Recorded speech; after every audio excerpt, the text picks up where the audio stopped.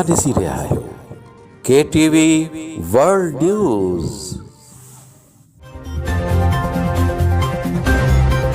ख़बर शामिल कंदा हलूं शहदाद कोट सां। रिपोर्ट करे रहियो आहे नसीर अहमद सूमरो।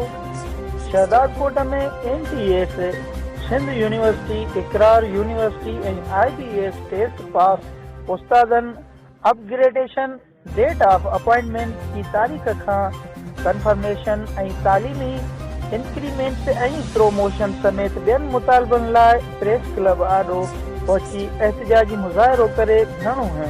उन मौके ते अॻुवाणनि मोहम्मद इस्माइल लोधी, अज़ीज़ुल्लाह बिरोही, मोहम्मद यार सीलरो, परवेज़ बिरोही, अमजद सीलरो, फिदा हुसैन सूमरो ऐं नादर मस्ती, यूनुस ख़ालिद सीलरो चयो त असां सभिनी मेरिट ते आयल प्राइमरी उस्तादनि खे ग्रेड 9 खां 14 ग्रेड में अपग्रेड कयो वञी PAST खां GAST जा थींदड़ प्रोमोशन नई भर्तीअ खां अॻु कया वञनि। साल 2001 खां पोइ मेरिट ते भर्ती कयल उस्तादनि खे Sindh high court circuit bench Sukkur जे फ़ैसिले जे रोशनीअ में खाते में मुक़ररीअ वारी तारीख़ खां रेगुलर कयो वञी हिननि वज़ीर तालीम ऐं सेक्रेटरी तालीम खां मुतालबो कयो त असांजा मुतालबा हल करे बेचैनी ख़तमु कई वञे।